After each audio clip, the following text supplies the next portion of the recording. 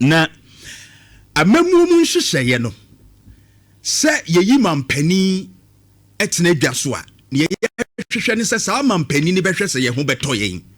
ere oman ne tumi oman ne resources na hyɛ ne nsa sɛ bɛyɛ a ɔbɛma ne gyima yɛho atɔ yɛn na sanse mampani ehunu baabia nti oyi na pamfo ɛyɛ appointees ɛde omu si miamia sɛ Ghana fo a ɛto abade yi mie no me mampani asoyɛ a metimu ɛyɛ nkran sɛbe mintimi ma asante mampon kofi ase ana mintimi nkɔ asante mampon bu anim ana mintimi nkɔ asante mampon enkopie mu ɛwɔ ebia enkura ne bi ase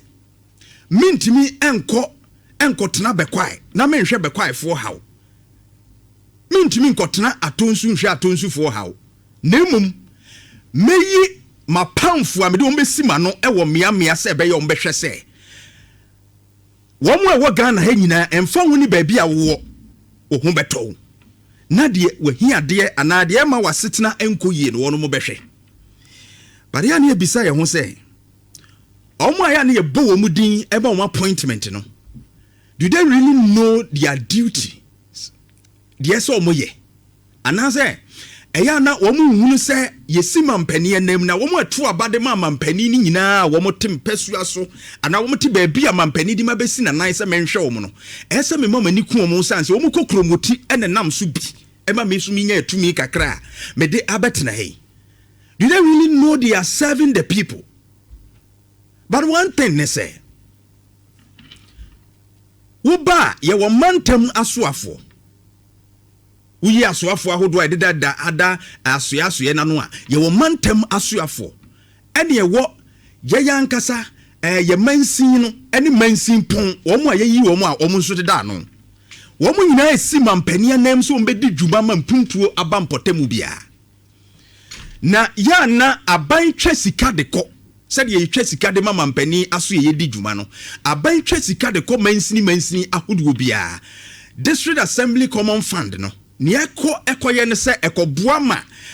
amamu nhyehyɛ ye ne mpumtuo ntotoye etimi konkan ti abiribia sika ne ba in fact aban dada na pension ye nya complaints bebre DCs ne MMDCs no mo complain sika man ne no ma bebre but this time around ato forcing nhyehyɛ ye mu no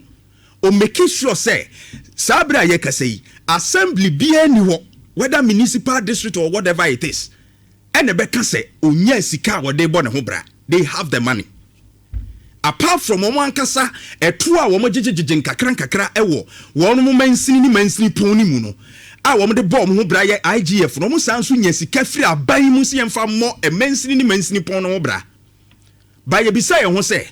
abaya krachefo a wayi wo mo de asi wo ma no ya no mo dwene ye ho ana. That is the big question. And then reflect udc MMDC ya wo mpotemu no ni dwumadi ankasa tetsen about a year on ni suni ne ban a woni mo te what say ese John Dramani ma na ense no because onu nanim ene wo de abetena ho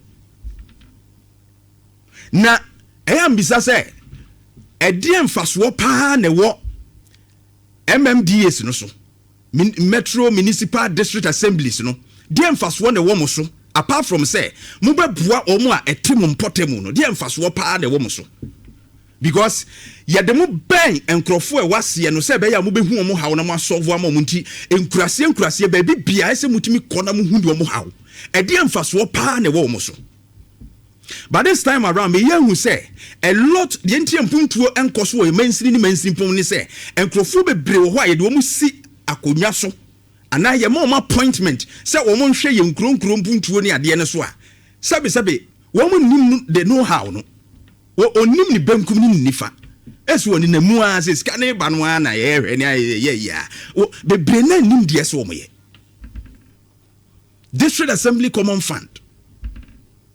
dear pa na ya na modie sika no amoje IGF na mojeje wa assembly hono dear pa na ya na modie because there are questionable occurrence wo emiamie pia ya na hadwene